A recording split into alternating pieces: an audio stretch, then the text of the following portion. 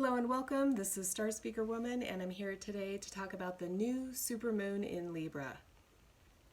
So a supermoon just means that the moon is closest to the Earth in its orbit. We have several each year. This moon is extra because it's the closest of all of them all year.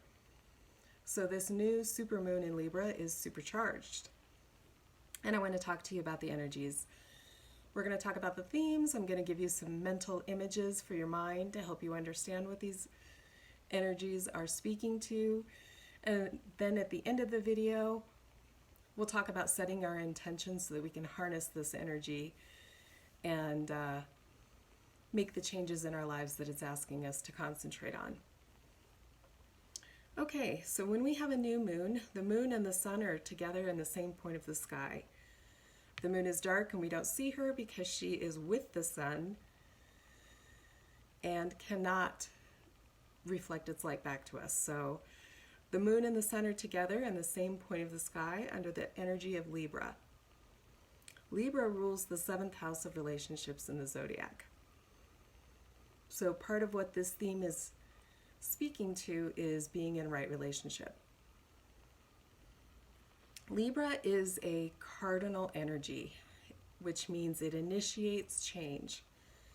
So on the zodiac, we have the cardinal sign of Aries, which initiates spring, Cancer, which initiates summer, Libra, which initiates fall, and Capricorn, which initiates winter.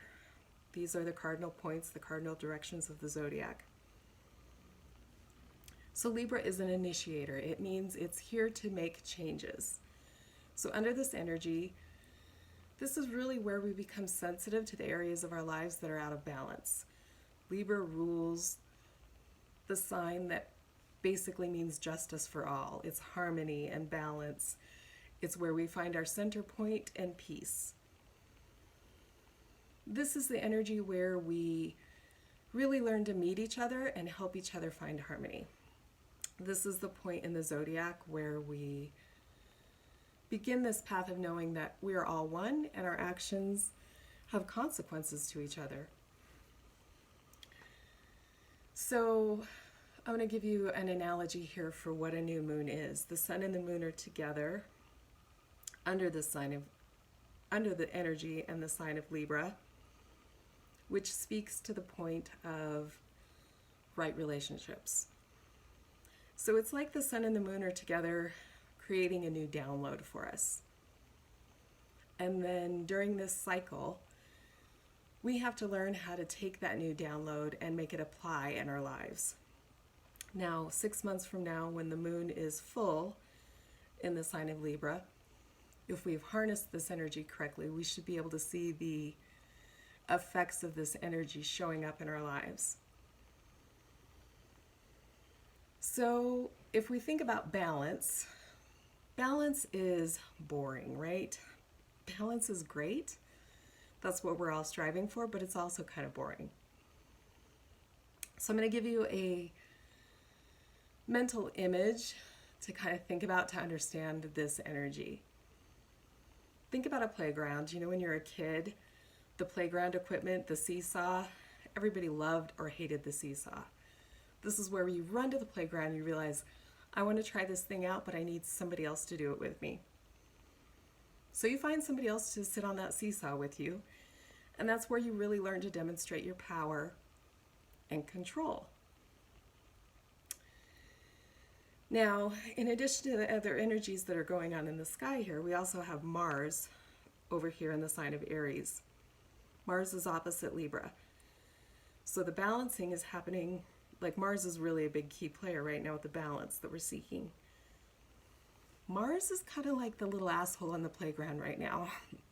He wants to use his power to shake the other off of the board. And so this is where we learn, you know, when our frustrations rise because we're tired of playing this game with the little jerk, we decide to jump off the board and let him slam to the ground. Funny, but true. So we also have over here, we have The other players in the game here that are key are Mercury and Uranus. Mercury is up here in the sign of Scorpio. Uranus is opposite of Mercury in the sign of Taurus. So we have a power struggle between Mars and the Sun and the Moon. And we have a power struggle between Mercury and Uranus. It's kind of like all these planets are having a really tense discussion. They're arguing, they're trying to find balance. They're telling each other what we need in order to get to that boring balance spot, that comfort zone for everybody. And so, we're going to go like this on the seesaw until we figure it out. Mercury is the planet that rules our mind, and Uranus is the planet that rules the higher mind. Mercury is the messenger of the gods. It's the fastest planet in the skies. And in mythology, he was the messenger to the gods, the one with the wings on his feet. So he moved between he moves between the planets to bring us messages. Now he's just turned retrograde, which means that he's slowing down. And he's slowing down in order for us to catch up and assimilate the information that he's bringing to us. So when Mercury is in Scorpio, Scorpio is the sign of, Scorpio wants to go deep into the psyche to ultimately bring to light the things that need to be healed. And so Uranus is on the other side going, okay. So he's running messages between the higher mind and the lower mind along the axis of Scorpio and Taurus. Scorpio, and both of these speak to resources. So think about this as what's going on in the collective. We have Uranus in the sign of Taurus, which is the second house of resources. This is where we use what we have at our fingertips to create gold. So we use the resources of what I can make, what I have, and what the earth provides me. And then up in Scorpio, we use the resources that spirit provides, the higher resources, the soul, the inherited resources. And these are the resources that we get from others. So it's inheritances, things that others bring to the table. So we have a power struggle going on between me and we and our resources. Sound familiar with the collective? Pretty crazy, right? Okay, so if you think about the theme then, we have resources. What do we need to heal within ourselves? What are we doing? How are our personal actions affecting the others? And what do we need to heal in order to bring some balance and harmony back into our lives? So as you're thinking about setting intentions under this new moon, the purpose of doing so is because it's a really powerful time to initiate change. So you want to use these energies to think about where I need to change in order to grow and find that harmony and balance and peace. So 6 months from now, at the end of March, when the moon is full in Libra, you want to be able to look back and say, oh, this is how these things showed up in my life. You want to look back and say, am I in right relationship with myself so that I can be in right relationship with other people? So over the next 24 hours, really kind of go within and consider your relations. Find the imbalances and make a vision of what your ideal relationships would look like. And then if you put these intentions into a journal, you can really look back and mark this path and track what's unfolded in your life.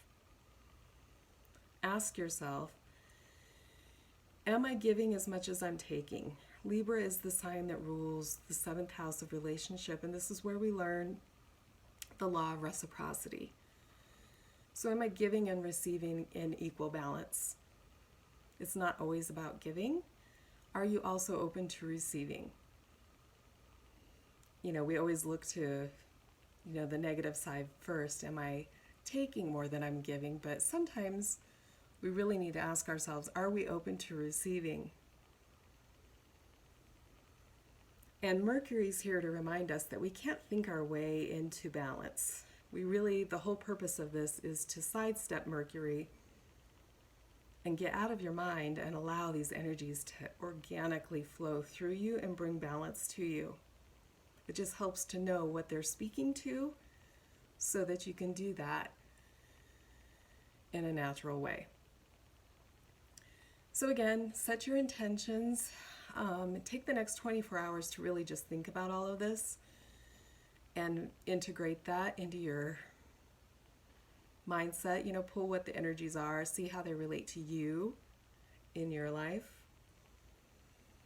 And then take the next 24 hours to kind of set your intentions, and then do that under the energy of this new moon in the next couple days, and begin to track it so that 6 months from now you can see your growth.